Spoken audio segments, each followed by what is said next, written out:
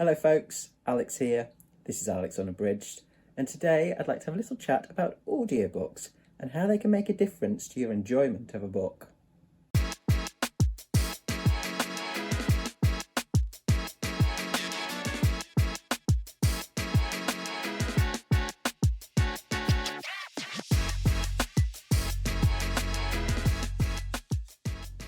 So welcome back to the channel. If that is the case, yes, audiobooks. This video was inspired somewhat by a video by MJ over at Reading This Life, and a couple of other videos I've seen and a couple of conversations I've had with folks recently. But as I say, in large part, the inspiration is thanks to MJ in a video that she did recently called BookTube Real Talk. Do audiobooks make a difference? And in this, MJ talks about a new book, in fact, Augustina Batsarika's new book of short stories called 19 Claws and a Blackbird, in which and she'd heard quite a few kind of meh reports of it from, BookTube friends, etc. And so she kind of went into it, reading it or listening to it in this case, kind of, with reasonably low expectations, but ended up having a great experience with it. And in the video, she talks about, how she thinks that was largely because of the fact it was an audiobook. I won't pass what MJ said in this video. I will just link to her video. I would say go and watch it. It's a really interesting little video. Link in the description as always. But in short, I absolutely agree with her, and I love audiobooks. I listen to a lot of audiobooks, and certainly in terms of how they can enhance an experience with a particular book. So firstly, I've got 5 examples of audiobook experiences that I've had since starting listening to audiobooks, which was back in like majorly so in 2020, thanks to the pandemic and wanting some extra sort of extra entertainment, housebound entertainment, and that's when I really got into them. And so yes, 5 experiences that I've had since I kind of started listening back then, that have either made a meh kind of book a lot better, or made a great book phenomenal, or made a book that I would have struggled to read for whatever reason in text form accessible to me. So first of all, we've got a very recent one from this month, in fact, and that's Jaws. I went into this with very low expectations because I'd heard a lot of kind of reports, that were kind of like, ugh, it's boring, or, oh no, it's just, it's not really about the shark, and, oh no, it's, there's some pretty rubbishy stuff in it, and, my sister had kind of said, oh no, it's, she didn't like it at all. So I kind of went into it with, kind of reasonably low expectations. And yeah, it's not a great book. There's a lot of stuff in it that's a bit like, oh, come on, where's my shark gone?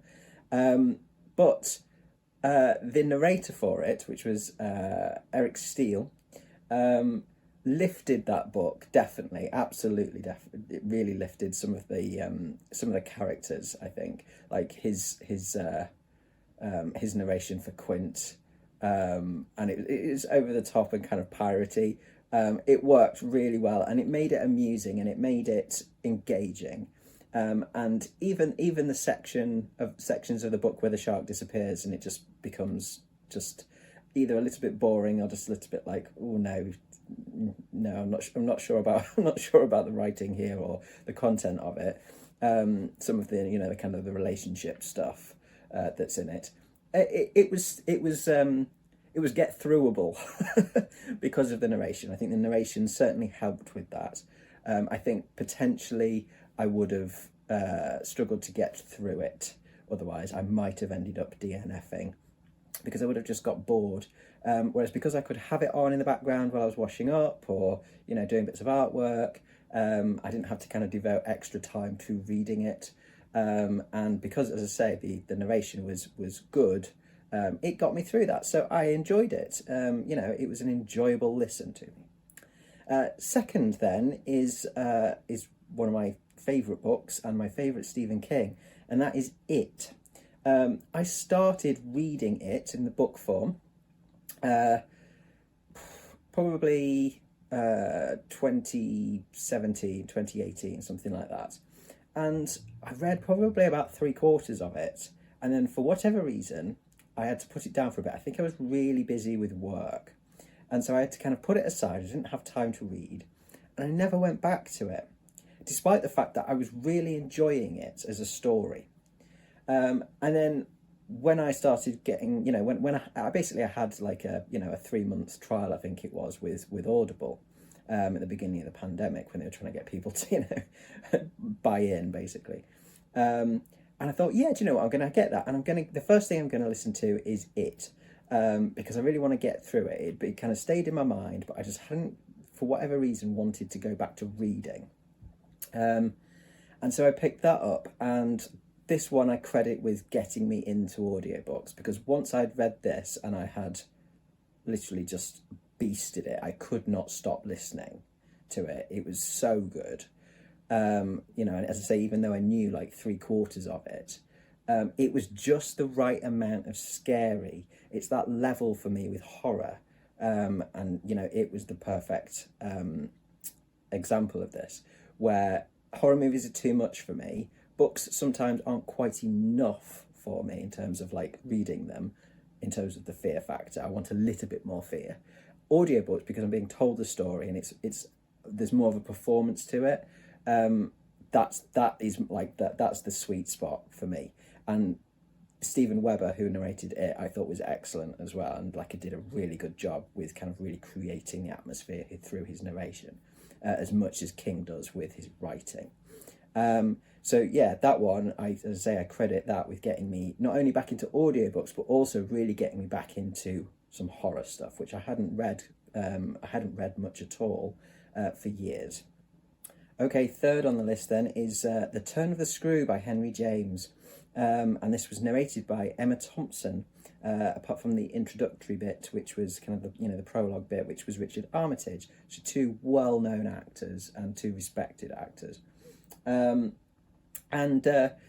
listened to this whilst reading the text. I had picked up the text as part of a Kindle Unlimited thing, trying to read some classic ghost stories, horrors, that kind of thing.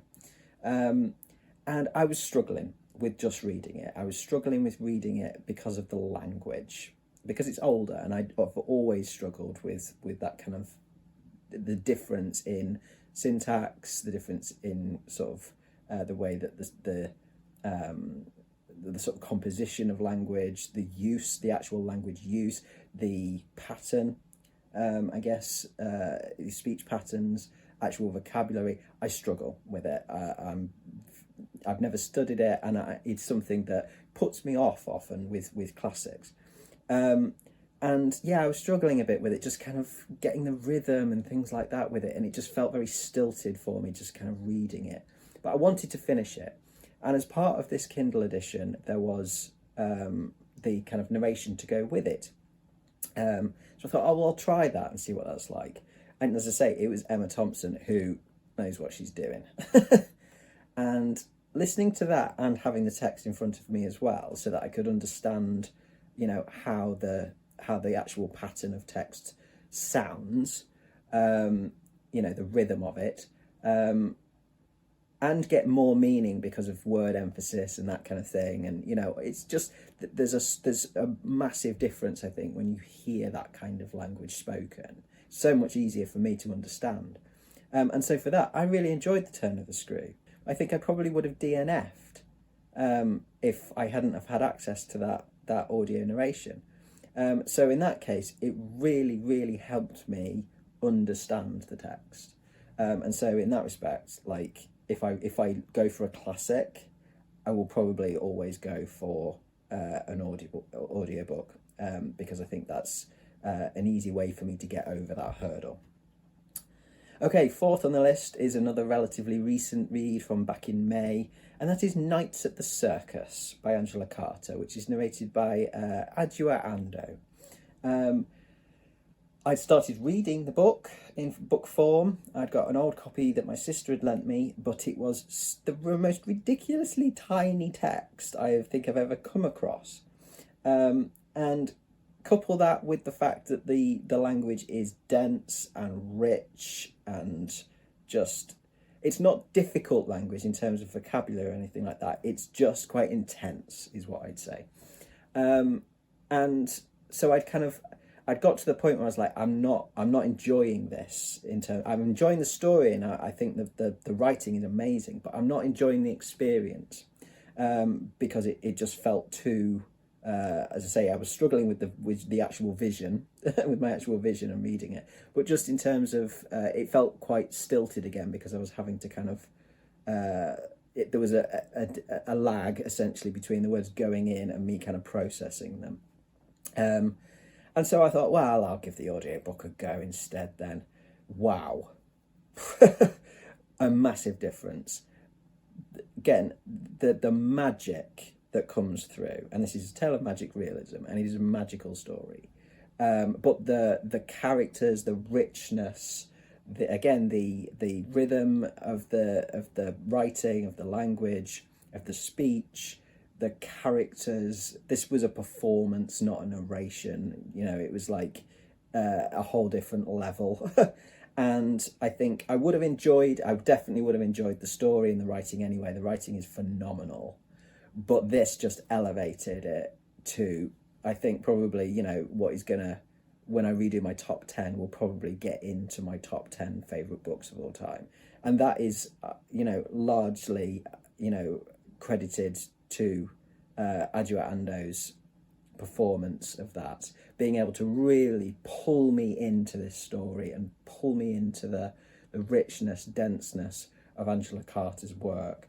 And enable me to kind of really kind of understand it, and just get lost in it.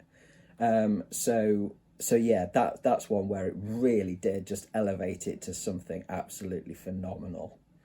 And then finally, the fifth one is Project Hail Mary, which I read end of last year, and that's narrated by Ray Porter, and similarly so with Nights at the Circus, this one.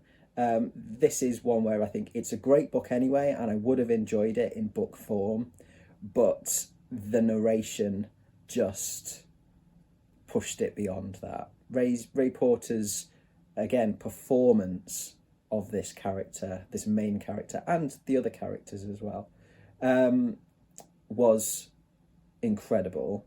It made it so funny. He really got it. He really got the characters.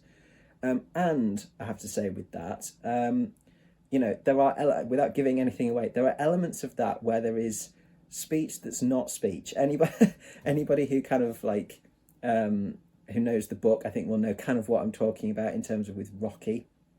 And the way that is done in the audio version is just, it's spot on. It works so well in terms of the atmosphere, the setting, all that kind of stuff, the characters.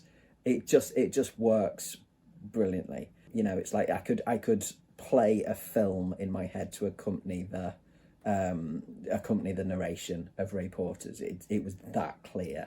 It gave me such a crystal clear, sharp picture of the book, that I could see it as a film. So yeah, that one again is another one where it really did just elevate a great book and one of my favourite stories and favourite sort of bunch of characters to something that is absolutely on my top 10. So those are my 5 that I think are great examples of where audiobooks have really, you know, pushed my experience of a book up a few notches. But there is always a flip side, isn't there? And I was talking about this with my lovely wife the other day when we were talking about audiobooks, because she had an Audible subscription for a bit, as did I, you know, back in 2020. And, you know, sort of, she had it for about a year or so, but she's dropped hers off because the sort of books that she listens to are very different to me. And she's just had one too many experiences where the narration either has been poor or it just really hasn't worked for her. And I can certainly sympathise with that. I have had some experiences where audiobooks have seriously tainted my enjoyment of the text, essentially, of the work. So here are 3 books that didn't really work for me, where I think, yeah, I probably would have liked this book if I'd have read it. So the first one is A Head Full of Ghosts by Paul Tremblay. I was reminded of this the other day when I watched a video by Nick over at another BookTube channel. It was his review of The Beast That You Are by Paul Tremblay. And he's admittedly a big Tremblay fan, and in his video references A Head Full of Ghosts as, one that he really likes, and that I think got him into Tremblay's work. Again, I will link to Nick's video in the description. Go and have a watch of his video and some of his other stuff on his channel. I'm very much enjoying his stuff at the moment. But yeah, A Head Full of Ghosts is the only Tremblay that I have experienced, and it went on my top 5 most disappointing books of last year. And I, looking back at it, and I kind of considered this at the time and I've considered it again since, I think that I would have probably enjoyed that book had I read it as a book rather than having the audiobook, because I just did not get on with the narration at all. I found that the characters, and particularly the main sort of little girl, Mary, I found the narration and the way that she was presented extremely irritating.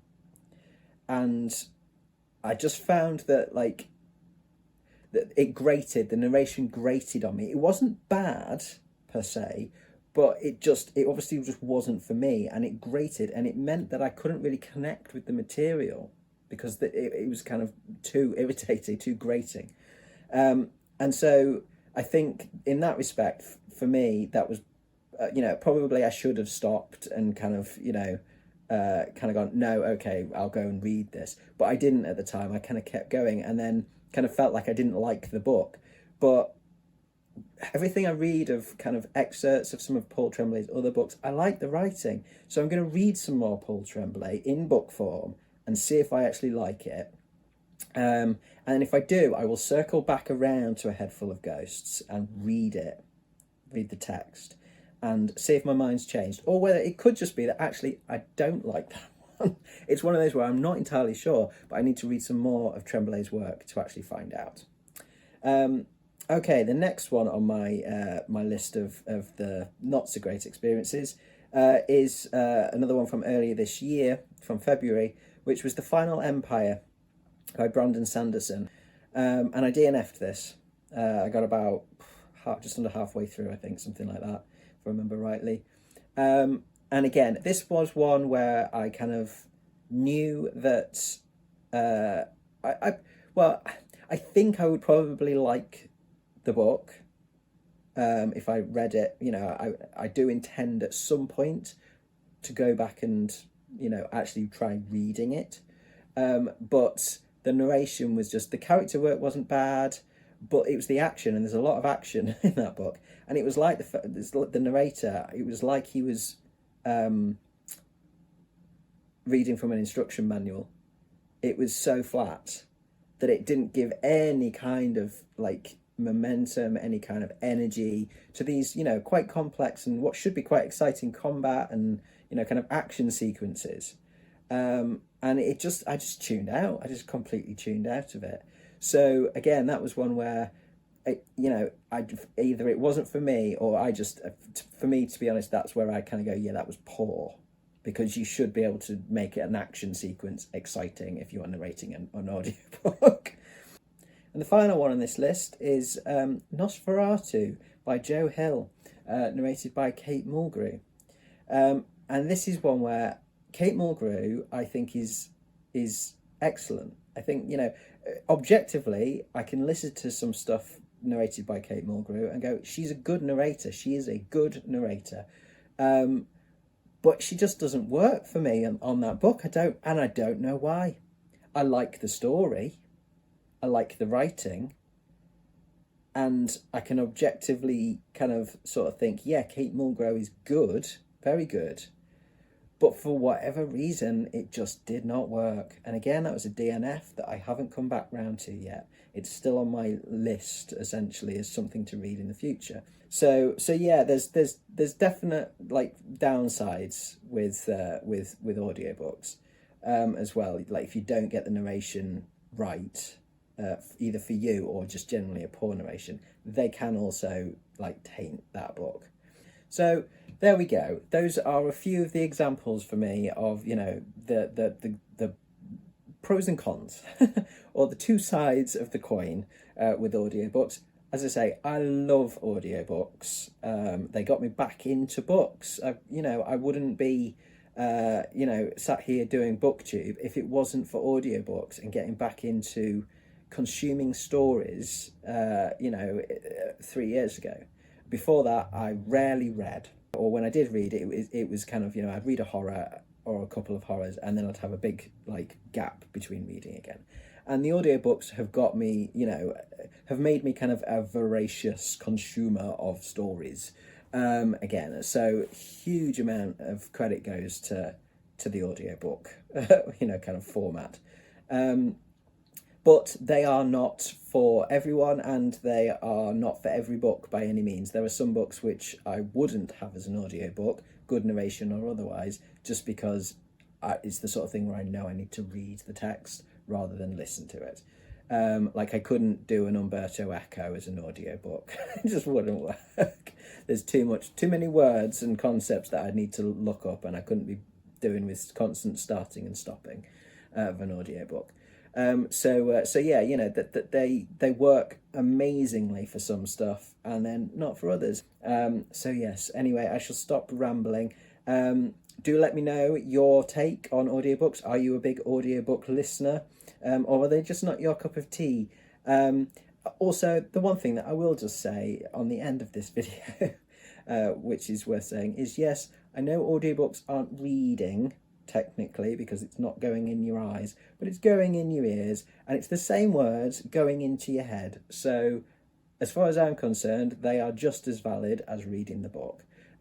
So yes, as I say, I love audiobooks and paper books and ebooks. Anyway, yes, stop rambling for now. Thank you very much for watching today, folks. As I say, do drop your thoughts in the comments, as always. If you enjoyed this video, please do consider giving me a like and subscribing for more content coming very soon. But from me, for now, that's ta-ra.